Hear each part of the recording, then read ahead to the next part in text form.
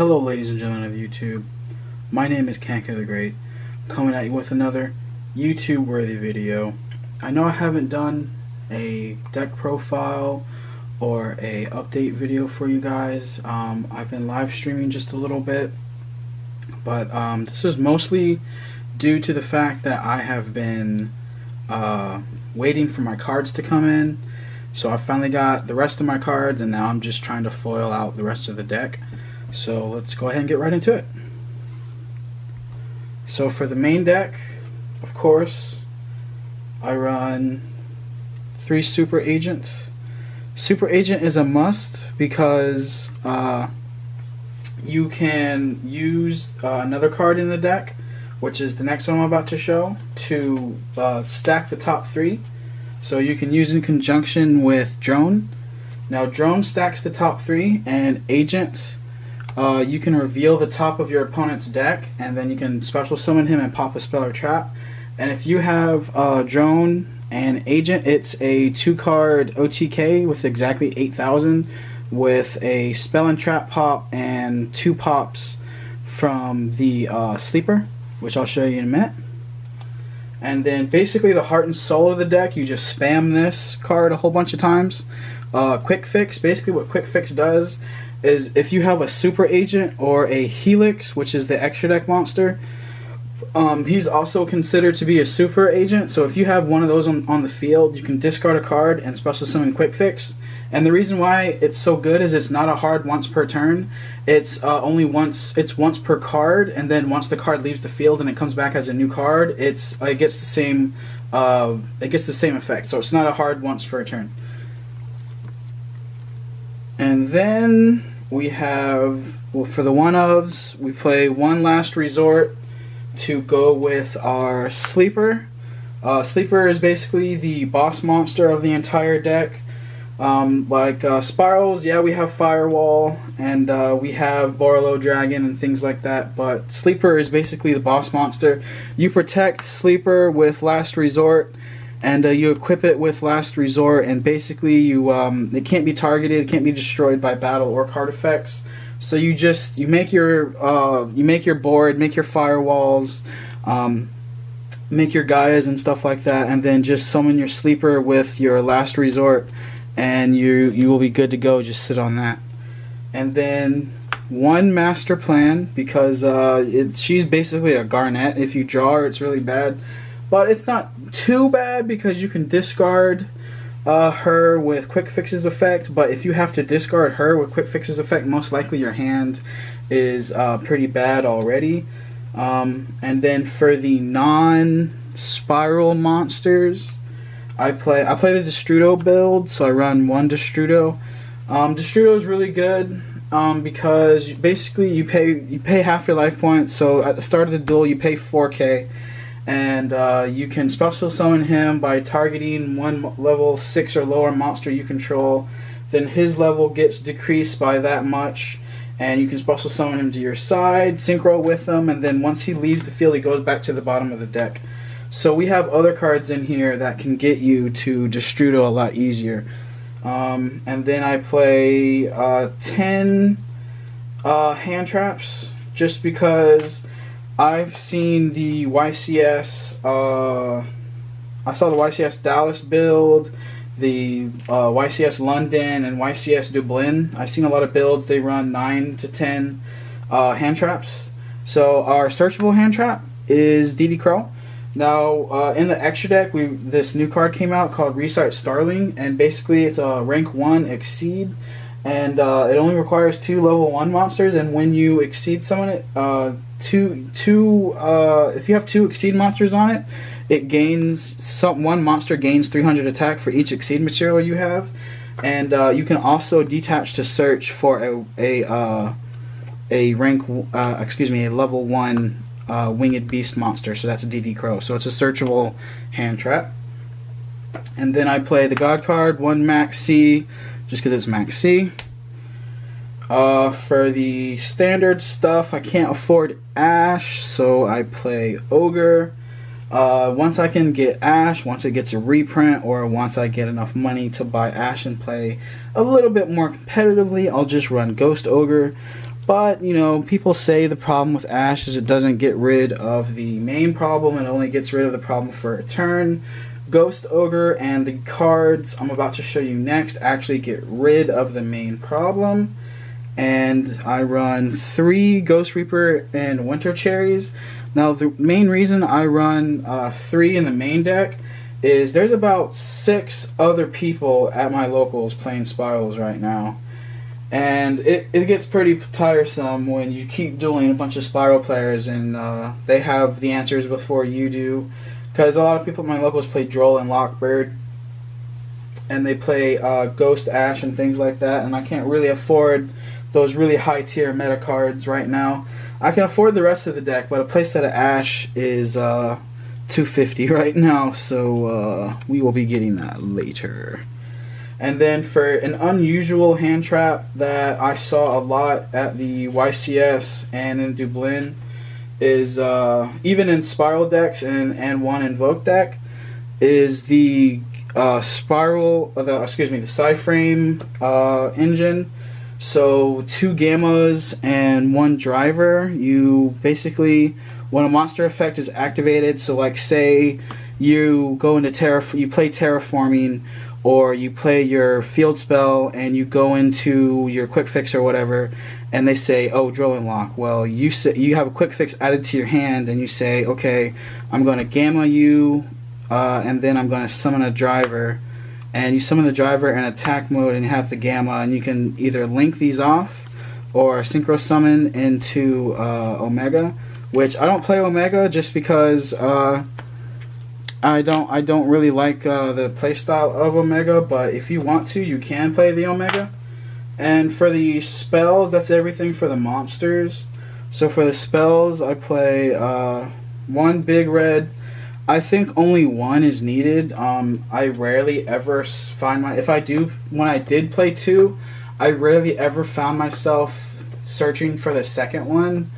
Outside of like the later turns, just to get like my master plan or something out of the graveyard, but I've never actually found myself searching for the second one, so I just play the 1. And I saw a lot of other builds were just playing the 1 as well.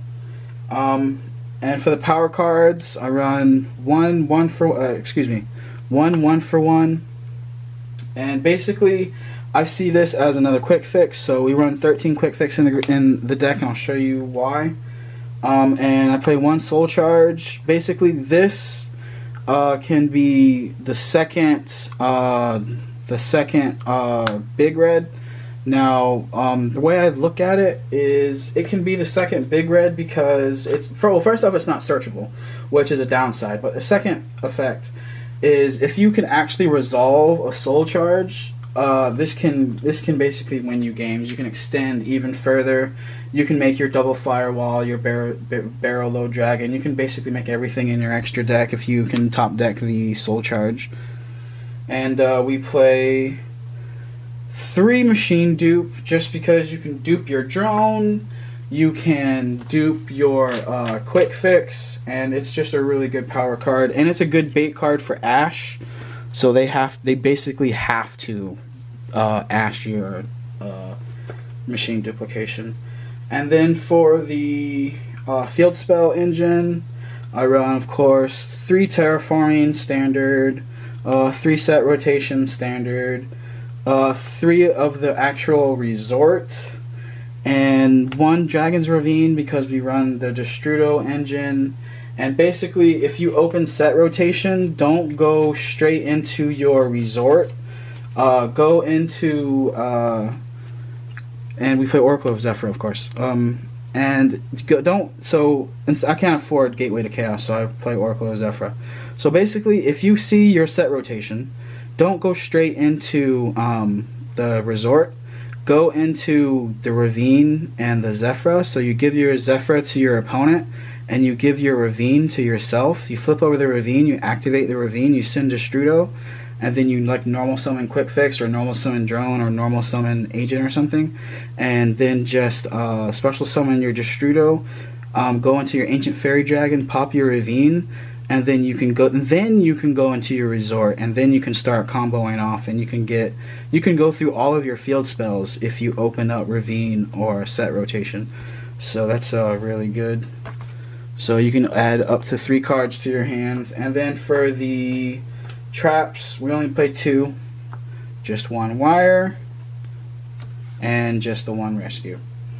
Now the reason I only play the 1 wire and the 1 rescue is number 1, they're both searchable, and number 2, the rescue really only needs to, it's like more of a win more kind of card. Like, you're already winning in the advantage you generate, but it just kind of makes you win even more in the it just generates you extra advantage because you've already used it. Basically, you're using this to pitch for quick fix, so you discarded it to the graveyard for quick fix, so that's a plus. Then you can banish it in the graveyard, so that's another plus. So it's just a really good recursion type of effect. You can play more missions if you want to, but I only recommend running the 1. There's OCG builds and even TCG builds that only run the 1, and that's all you really need. And then for the extra deck, I run a pretty tight extra deck. It's has freed up in the past, but I'll just get these 2 out of the way. So I run the ABC Buster Dragon and the Masked Hero Darklaw, and the extra deck just for the cherries targets. Now there's a guy playing Danklaw at my locals, and I saw him at the top tables almost every round. He's in the top seat. He's in the first or second chair. So I put in the Darklaw just for him, and I've dueled him a couple times. Haven't resolved the cherries. And then 1 ABC Buster. There's also another guy playing Buster Dragon. ABC at my locals, and I want to be ready for those matches. And ABC Buster is just so hard to deal with, and so is Darklaw. So especially for Spyrals. So that's kind of an auto lose card for us. For the synchros, I run 1 Ancient Fairy Dragon. The reason I run Ancient Fairy Dragon is because we are running the Destrudo engine. If you want, you don't have to main deck Ghost Reaper and Winter Cherries. You can main deck some other hand trap, and you can have room for, you can take out your 2 Reapers targets, and you can put in Black Rose if you want to, or maybe a second Proxy Dragon, which I'll show you in a minute. And then for our Exceeds, we run the Restart Starling because we can search our DD Crow. 1 Sylvan Princess Sprite just to gain extra advantage and to prevent our quick fixes from being banished. And it's an 18 beater, so it's not that bad. 1 Terribly Tired to Pure because basically, I'm sure everyone knows this now, but you put it in defense mode. Regular cards that can be put in defense mode, they go in defense mode, and their activated effects can't be activated. And you put it in attack mode, it can't be targeted or destroyed by battle or card effects. And basically you put it in defense mode with a whole bunch of link monsters, which I'll show you in just a second. And link monsters can't go in defense mode, so you just sit on this instead of a sleeper, and you sit on this and all their effects get negated. And then you can put him in attack mode, special summon your sleeper, pop some things, and just attack for a game. So that's pretty good. And then for the extra deck monsters, for the link monsters, I run 2 Spiral the double helix. Basically, you need to run at least 2. I've seen people run 3. 3 is kind of unnecessary just because it's such a higher risk to get cherries. It's just really bad if you're playing 3 of one card and all 3 of it gets cherried. You're generating less advantage for yourself, and you're already negging yourself. For the rest of the Link 2s, I run 1 Proxy Dragon just to up the scale, and it's got protection. And I normally land on Ib. I normally extra link with Proxy Dragon, and I put Ib in the middle zone so it can point to my left and right where my extra deck monsters would fall into. 1 Gaia Saber. The reason this will get replaced with Trigate Wizard when Trigate Wizard comes out in the structure deck. I think it's like Link Strike or something like that, and the Link Strike structure deck that comes out November 4th. So this is another out to struggling battle. Now, another out to struggling battle is set rotation, and that's also why another plus of why we run the set rotation is because it outs struggling battle. Evenly matched, because it puts a card on your opponent's side of the field, and your opponent can't activate struggling battle if they have a card that they control. And then for the Link 4s, of course, the 2 Firewall Dragons. I was playing a 3rd Firewall Dragon, and the reason why I cut it out, I was playing a 3rd Firewall Dragon, but the reason why, and I was also playing a Black Rose, so Black Rose is also good. The reason why I took the Firewall out is because I saw the 3rd one was kind of overkill. And I also had to make room for the Barrel Dragon, and then I had to make room for the 2 double helixes. So I had to cut the instant fusion engine out completely, and run with the Destrudo engine, because the Destrudo engine is only a 3-card combo, and that is Ancient Fairy Dragon, Destrudo, and Dragon's Ravine. So I thought that was really interesting, instead of running like a 4 or 5 card combo with instant fusion and having a lot of targets. Now you can run Kabanawa Warrior in this deck, and you can special summon a Shirya Beast and the other one that with the level 5, but Kabanawa Warrior is the best one to use because you can make Nat Beast, and Nat Beast against Spyrals, or really any deck that utilizes spells, which is basically every deck in Yu-Gi-Oh! These days. You can negate basically everything. And then the 1 Barrel Dragon against the Mirror. This is like probably the best card to run against the Mirror. The reason is number 1, the 4 link arrows are really good, so it points to down, right, and left, right, and left and right. Now the reason why this is good is because it can go into the main monster zone, or it can go into the extra monster zone and still have good arrows. And the second reason why this is good is basically you attack their sleeper, you brainwash their sleeper, it comes to your side, and then you can activate sleeper, and they'll lose any of their attachments. So they'll lose their last resort. So you target sleeper, their sleeper, you target sleeper with sleeper's effect, their sleeper, and you target their sleeper, and then you target two cards they control. So you target like a resort or something, and if they have resort, you target resort and nothing else. But if they have 2 other cards, you target 2 other cards. It really doesn't matter, because you're about to blow up their sleeper without their last resort, because you brainwashed it with Barrel Dragon, and when you brainwash it, it loses the equipment. And then once you target it and the effect resolves, sleeper will blow up and it'll go to their side of the field, and once it's recognized as being destroyed by a card effect, it'll blow up their board. So not only do you out the sleeper, but you out the rest of their board as well. And that's just with 1 card. And then the Decode Talker, just because he is a good generic Link 3, and there is a combo with Decode Talker, as I showed you guys the drone and the super agent earlier. Basically you end on agent, sleeper, not agent, you end on helix, sleeper, and Decode Talker. So Decode Talker is in the extra monster zone, and he's pointing down left and right, down right, and you put sleeper in the left, you put sleeper in the right zone, because you can extra link with the helix later, and it opens up your zone. You put the helix in the left zone, and you basically have a 3300 Decode Talker, you have a 1900 double helix, and you have a 2800 sleeper, and that's exactly 8000. And you can pop 1 card with agent, you can pop 2 cards with sleeper, and whatever extra cards you have in your hand, you can just keep going off on your combo and just do 8K direct. But that's why I run the Decode Talker. Now that's it for the main. That's it for the main and the extra deck. Now my side deck is specifically tailored for my locals. It's not really tailored for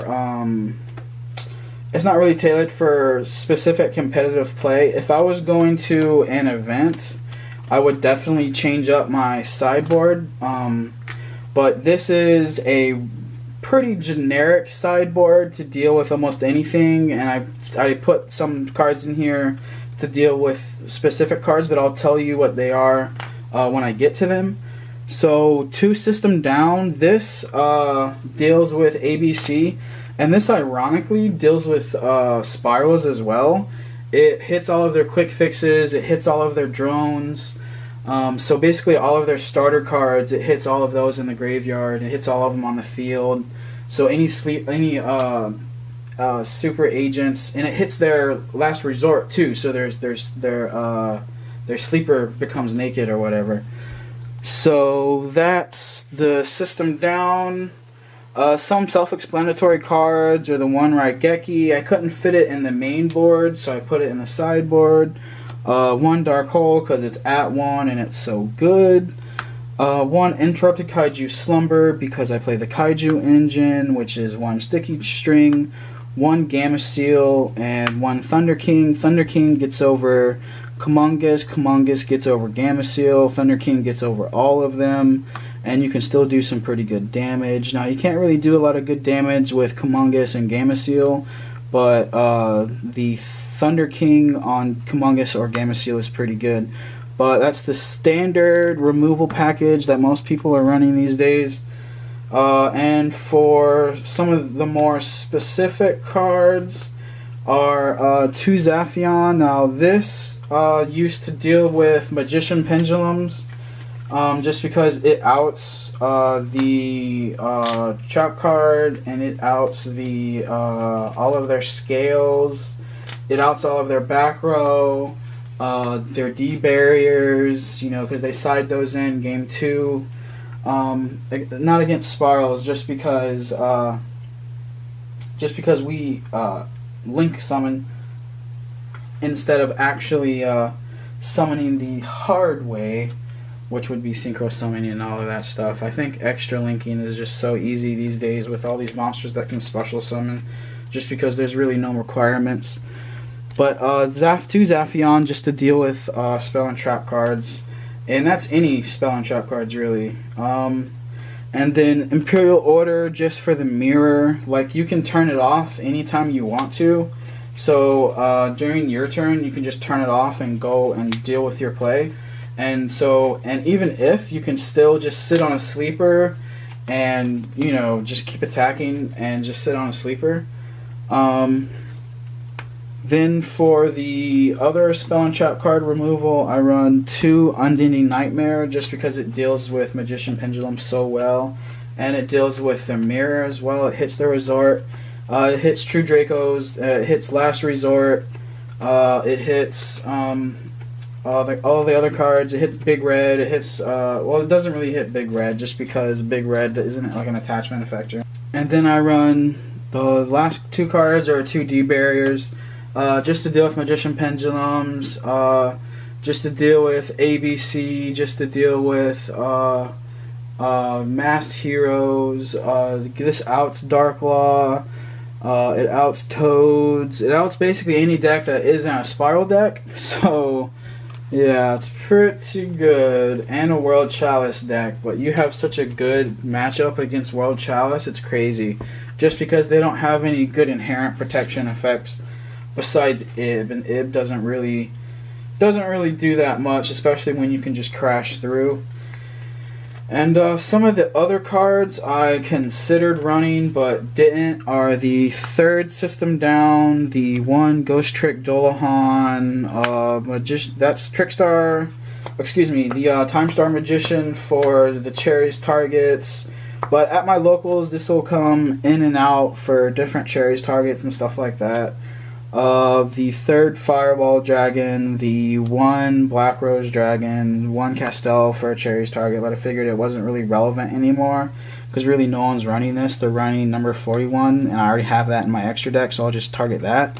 1 Ignister for Magician Pendulums, One Crystal Wing for the Wind Witch Invoked kind of deck. I still haven't found my Merkaba, but I really don't need it anymore because there's only like one Invoke deck in the top 32, so it's not really a big problem. And the only reason why he won is because he was running like 16 hand traps or something like that. One Dinko Rekka. I was going to run the Dinko, but I found the Zaphion, so I didn't play them instead. One Scapegoat just to make Firewall Dragon or to sit on for a long time. Dimensional Barrier to stop Magician Pendulums and everything else in between. That's the third one, but you only really need two anti-spell, but I have the Zaphion, and 3 Massive Restrict, but I figured True Dracos and stuff like that weren't really a thing, and Monarchs are definitely not a thing. And the Foolish Burial, I put the 1 Foolish Burial and the second Big Red. Now, the reason why I cut the Foolish Burial, even when I'm playing the Destrudo combo, it's really not that good of a card, and we run things like Soul Charge and 1-for-1 and things like that, so it kind of gets in the way of our power cards. Even though I think Foolish Burial is like the best neg 1 in the entire game because it just sets up all your combos. But honestly, I mean, for a neg 1 that isn't really going to help you except for to get Destrudo when you can already get Destrudo with Terraforming, you can get Destrudo with Terraforming, you can get Destrudo with Set Rotation. So there's so many ways of going into Destrudo, and plus you don't really need your quick fixes in the graveyard when you do start your initial combo, unless you open 0 quick fix, unless you open no Resort, no Set Rotation, no Terraforming, no 1-for-1, which is very unlikely because you're running 13 quick fixes. This would make a 14th, but that's kind of really overkill.